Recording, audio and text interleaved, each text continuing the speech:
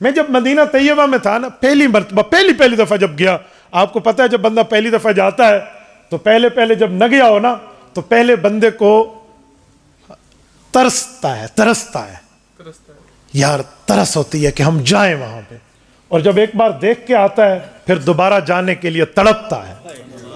ابھی مجھے سب کہہ رہے تھے نا کہ ہم باعث کو جا رہے ہیں، یقین مانیے میں پتہ نہیں کیا بات کر رہا تھا، میں نے ساری بات روک کے ان سے پوچھا، میں نے کہا کیسے جانا ہے، کیسے آنا ہے؟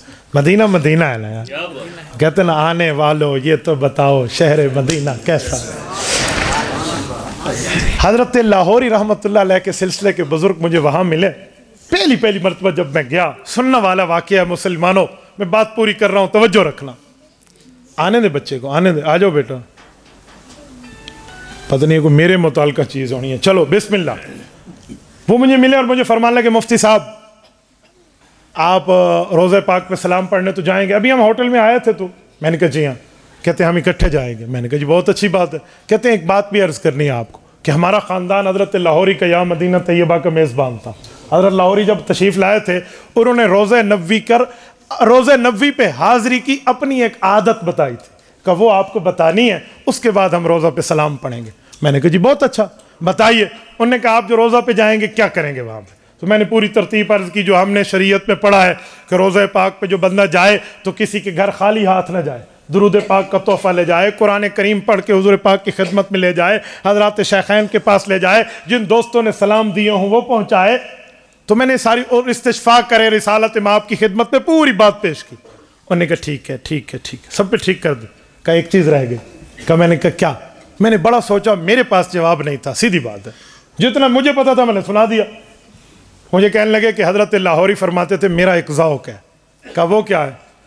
کہا حضور پاک کے سامنے جب حضرت لاہوری جاتے تو وہاں عرض کرتے کہ یا رسول اللہ میں نے سلام بھی پڑھ لیا، درود بھی دے دیا، آپ کو دوستوں کے سلام پہنچانے تھے وہ بھی دے دیے، اور جن دوستوں نے استشفاء یا اپنی جو بھی پوری بات ہو گئی، اب ایک چیز رہ گئی ہے۔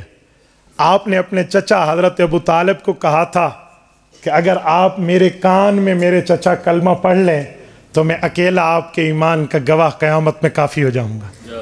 تو کہا یا رسول اللہ اب میں آپ کے روزے پہ حاضر ہوں اور میں کلمہ پڑھ کے اپنے ایمان کی تجدید کر کے آپ کو ایمان کا گواہ بناتا ہوں۔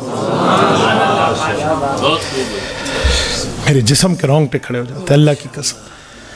کہا پھر حضرت لاہوری حضور پاک کے روزے پہ کلمہ طیبہ پڑھتے اور اپنے ایمان کی تجدید کرتے۔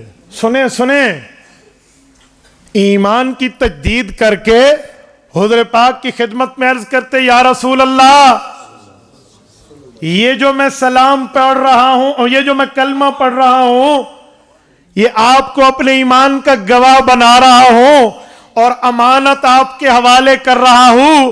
آپ کا نام صادق اور امین ہے، آپ سچے بھی ہیں، امانت کے رکھوالے اتنے ہیں کہ جن کافروں نے آپ کے گھر کا گھراؤ کیا تھا ان کے باپ داداؤں کی امانتیں اس وقت بھی آپ کے پاس تھی۔ یا رسول اللہ اس فقیر امتی، اس حقیر و غریب امتی کی یہ امانت بھی اپنے پاس سنبھال لیں، قیامت میں اللہ تعالیٰ کے دربار پہ میں آپ سے لوں گا اپنے ایمان کو ثابت کرنے کے لیے۔